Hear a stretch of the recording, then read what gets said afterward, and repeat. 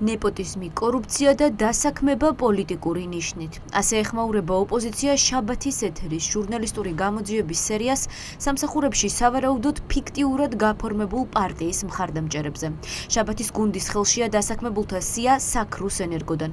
დოკუმენტებით დგინდება, რომ სახელმწიფო კომპანიიდან თვეებია 10-ობით 1000 ლარს. ოცნების ყოფილი დეპუტატები, ღარიბაშვილის, ირაკლი შოთაძის, ირაკლი ჩიქოვანის ოჯახის წევრები და პარტიის შემწირველი ბიზნესმენების უახლოესი გარემოცვა იღებს.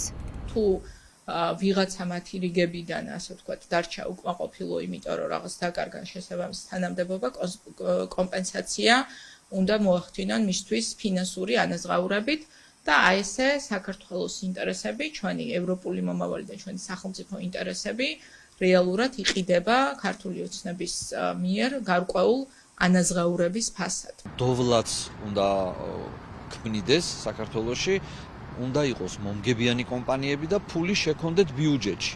ანუ ამიტომ შეიქმნა საწარმოო კომპანიები და არა პირიქით, რომ სახელმწიფო დოტაციაზე იყვნენ და აი ამდენი უსაქმური ადამიანი იყოს ამ სამსახურში გაფორმებული. საქრუს ენერგო სახელმწიფო კომპანია, რომელიც პასუხისმგებელია ელექტროგადამცემი ხაზების გამართულ მუშაობაზე.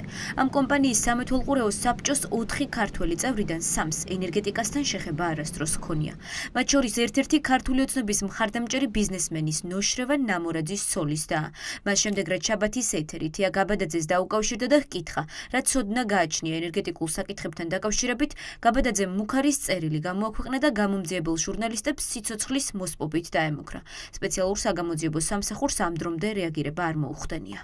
საქართველოს მოქალაქეების გადახდილი ფულით ქართული ოცნება თავის ეგრეთ წოდებულ ზონდერებს, რომლებიც ფაქტობრივად ერთადერთი ფუნქციით არიან, მათ რომ ქართული ოცნების მხარდაჭერები უნდა იყვნენ, აფინანსებს და შემდეგ ამ ადამიანებს იყენებს საარჩევნო. თავისთავად ის რამხელაც არის გამხდარი სახელმწიფო აპარატი და რამდენ პარტიულ იმას რა ქვია ფუნქციონერსაც ინახავს და სპიკერს ინახავს ბიუჯეტი და რიგითი გადასახადის გადამხდელი, რომელიც აი გაჭირებული ადამიანი რო შედის და პურს ყიდულობს, იქიდან რომ ექვითება დღეგეს რომ იხდის, აი წარმოიდგინეთ იმით ინახავენ თეა გაბადაძე. მაღლა ანაზღაურებად პოზიციებზე მრჩევლის ან სამეთვალყურეო საბჭოს წევრის სტატუსით გაფორმებულ პირებს საქრუს ენერგოში ვერავინ ცნობს. არავინ იცის რა თანამდებობაზე იყო და რა საქმიანობდა ღარიბაშვილის ცოლის ძმა არა და ის სახელმწიფო კომპანიიდან ხელფასს 8 წლის განმავლობაში იღებდა.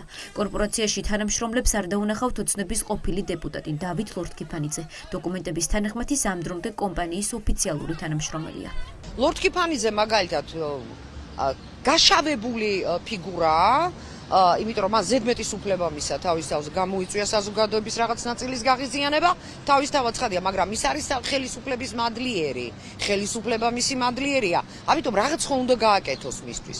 ანუ ესეთი სტანდარტია უკვე შექმნილი, როცა ადამიანები, რომლებიც უკვე არიან გამოყენებულები გარკვეული ფუნქციით და შემდეგ უკვე აი პირველ ხაზ მოცილებულები, ამათ ხომ არ გადაყრიან, იმიტომ რომ ამ ადამიანების გარშემო მთელი ინფრასტრუქტურა არის შექმნილი, მომხრეების, თანამოაზრეების, რაღაცა გარკვეული მიკროგუნდების, რომლებიც მერე მიდიან და ხმას აძლევენ. ბიუჯეტიდან ხელფასი თვეების განმავლობაში ერიცხებოდა ირაკლი ჩიქოვანის მამასაც, რომელიც გვარების გამოჟონვის შემდეგ წყაროს ცნობით სამსახურიდან გაუშვეს.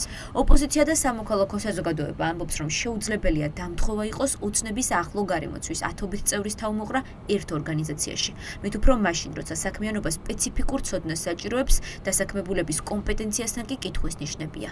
ეს არის რა თქმა უნდა იმის ნიშანი, რომ ეს სისტემა არის ძალიან კორუმპირებული.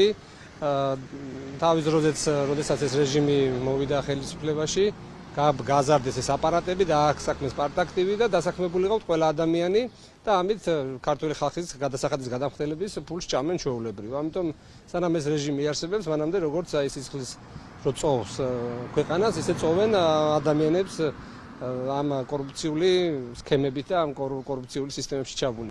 2012 წლიდან დღემდე საჯარო მოხელეების რაოდენობა 79,000-აა გაზრდილი.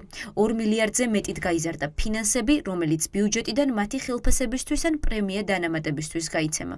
ოპოზიცია ამბობს, რომ ამ ადამიანებს ოცნება არჩევნებში იყენებს და თანამდებობებს პარტიული ერთგულების ხარჯზე უნარჩუნებს.